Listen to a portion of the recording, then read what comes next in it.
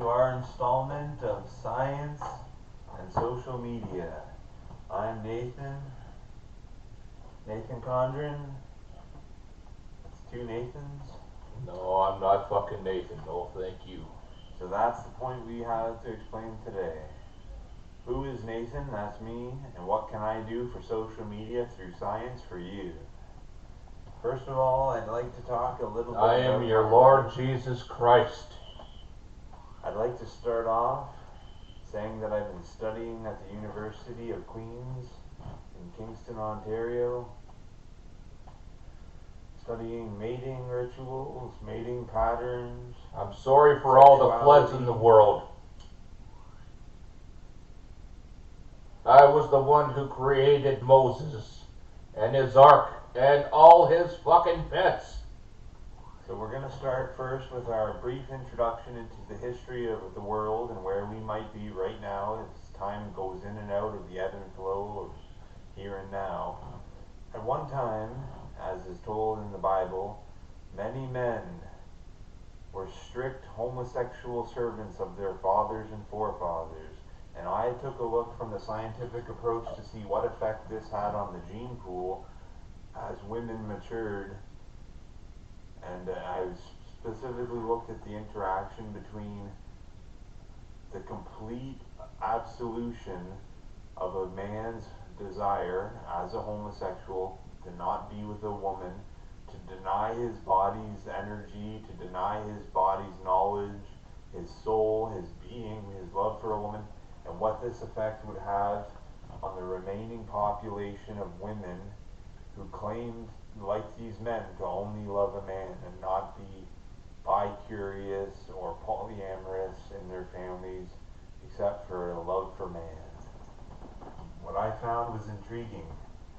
The more a man served his own race in hatred of a woman's body for how it betrayed his understanding sexually of what it meant for him to be happy, when he could not focus enough to leave his interpretation of how his body feels in life with what his action is, that he perceived he could not feel the love for a woman because of he thought her body was just not suited for what it was truly being used in their actions and thoughts, feelings, and religious activities.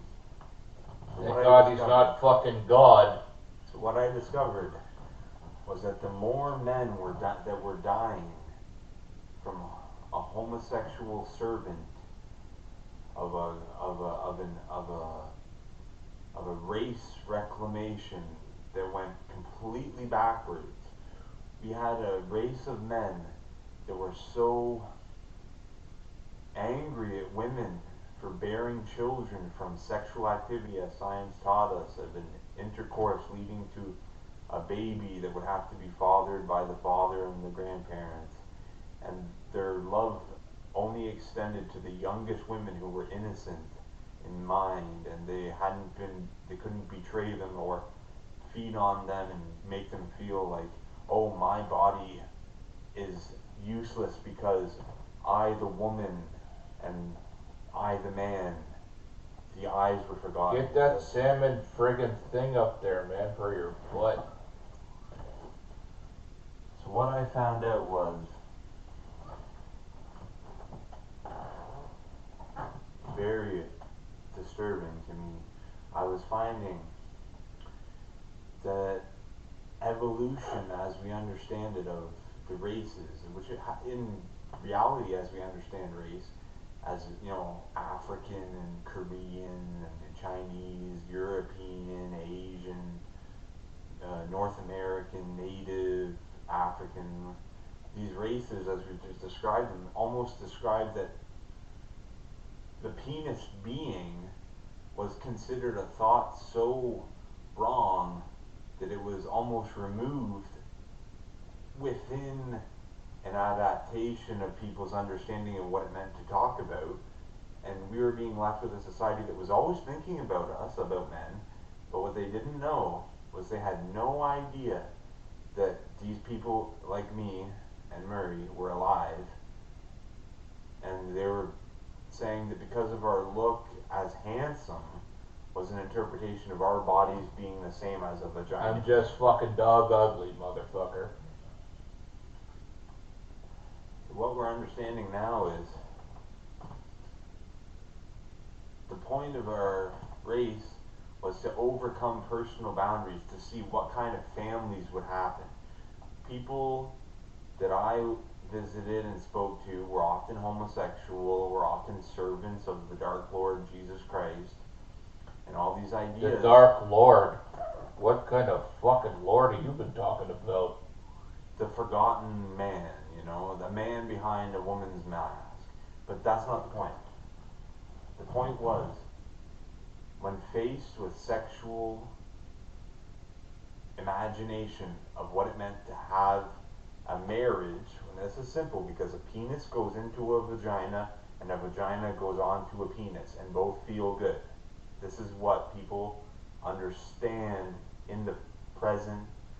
So what we don't understand is, why were these races so blindly, maybe it wasn't blindly, because as I understood it, I always saw women as attractive. Vagina beings to me were attractive as a woman, and I desired to find the right one to make my wife, and that's all I understood. Because I wasn't a homosexual man. I was understanding that. No, this guy is fucking Attraction. fucking confused, man. What we had was a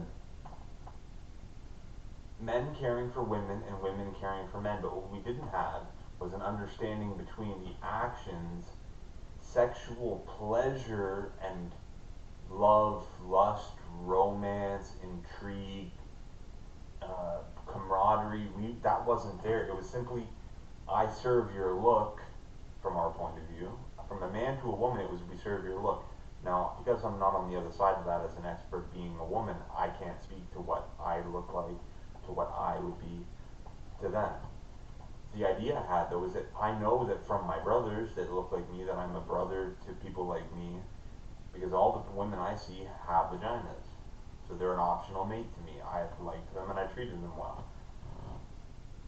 That wasn't what we were seeing in the response of the homosexual servants of the forefathers of a race where innocent women, children, were the epitome of sex, should be reborn or kept innocent, because this value of innocence was almost overlapping into an idea that sex was permissible if it was with a younger preteen woman, often that hadn't even experienced sexual acclimation to their genitals. As an older woman grows older, she desires sex. Well, she will always desire sex. We know this. They're the same as a man, even though the morphology and the motion is different. But what we're interested in finding out is, how much has the homosexual degenerate brain, as it dies in the presence of our women in the world, how much is this influencing the deterioration of the family of multiple women, multiple vagina beings with a single man, as we understood love as a family in my home. So, what we're understanding now is women that are being born are innocent and have the option of forming into one of these two kinds. But the women that were forming into male-only lovers seem to be somehow linked to a continuing idea of reward mechanism involved with engaging in destroying someone like ours lives sexually, and then using them as a reward, serving them as a homosexual man would, without a family of women to feel good about. And that's what we were studying at the University in Queens. So I hope you'll check out our next video as soon as it's ready, and I hope you enjoyed this, and I have my cigarette, and we'll see you for the next installment of Science and How It Affects Social Media. Thank you.